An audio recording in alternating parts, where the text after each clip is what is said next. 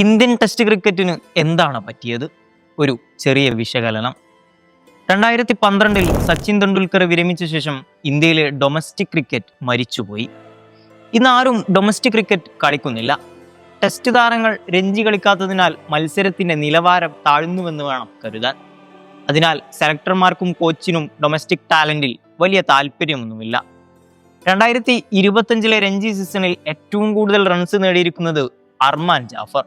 6 ഇന്നിംഗ്സിൽ 700-ലധികം റൺസ്. ഈ സീസണിൽ 6 അല്ലെങ്കിൽ അതിൽ കുറവ് ഇന്നിംഗ്സിൽ 300-ൽ കൂടുതൽ റൺസ് നേടിയത് കുറഞ്ഞത് 60 ബാറ്റർമാരുണ്ട്. ശരാശരി 45 മുതൽ 145 വരെ. ഇവരിൽ ഒരാളെയും ഇന്ത്യൻ ടെസ്റ്റ് ടീമിനായി പരിഗണിക്കുന്നില്ല. ഇവർ സ്പിന്നിംഗ് ട്രാക്കുകളിൽ കളിച്ചു വളർന്നവർ. പക്ഷേ സായിദ് സുദർശനെ പോലെ ഓറയില്ല. അവന്റെ ഫസ്റ്റ് ക്ലാസ് ശരാശരി 38 മാത്രമാണെങ്കിലും. ഇതെന്തുകൊണ്ടാണ് സംഭവിക്കുന്നത്? കാരണം വർഷങ്ങളായി ഇന്ത്യയിൽ ടീം സെലക്ഷൻ IPL പ്രകടനത്തെ അടിസ്ഥാനമാക്കിയുള്ളതാണ്. 2024-ലും 2025-ലും സായി ഏറ്റവും കൂടുതൽ റൺസ് നേടിയെങ്കിൽ അവൻ ടെസ്റ്റ് ടീമിൽ. അർമാൻ ജാഫർ കാത്തിരിക്കട്ടെ. ഇത് ബാറ്റർമാരുടെ പ്രശ്നം മാത്രമല്ല, ഇന്ത്യൻ കോച്ചിനെയും IPL വിജയങ്ങളെ അടിസ്ഥാനമാക്കി തെരഞ്ഞെടുത്തു. ഗംഭീറിന് ലോങ് ഫോർമാറ്റിൽ കോച്ചിങ് അനുഭവമില്ല.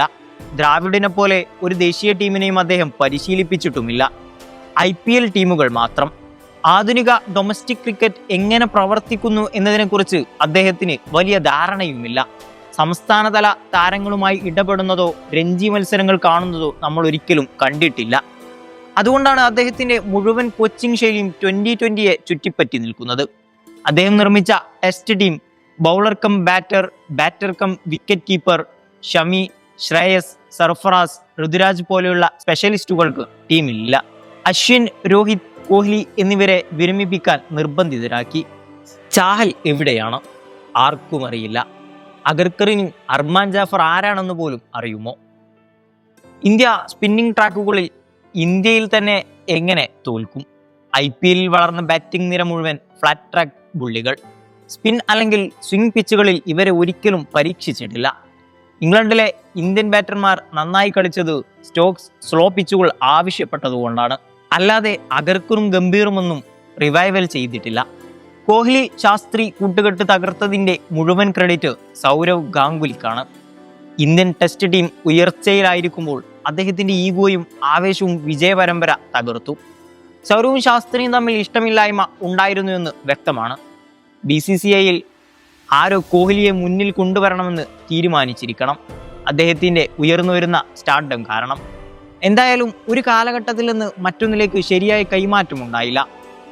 ഈ നീജർക്ക് മാറ്റമാണ് നമ്മെ തകർത്തത്.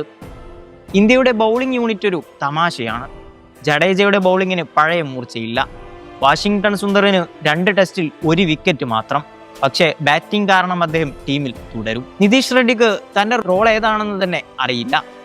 ബുംറ ഫയർ ചെയ്യാത്ത ദിവസം ഇന്ത്യ മരിച്ചുപോയതുപോലെ. ബുംറ വ്യക്തമായി ഡിക്ലൈനിലാണ്. അദ്ദേഹത്തെ മാറ്റി സ്ഥാപിക്കാൻ മറ്റാരുണ്ട്? ആർക്കും അറിയില്ല. എൻ്റെ വിശ്വാസം IPL-ലേക്കുള്ള അമിതമായ ശ്രദ്ധ ഇന്ത്യയുടെ ടെസ്റ്റ് ക്രിക്കറ്റിനെ നശിപ്പിച്ചു. IPL ODI-ക്കും T20-ക്കും മികച്ച ടാലന്റ് കണ്ടെത്താനുള്ള പ്ലാറ്റ്ഫോമാണ്.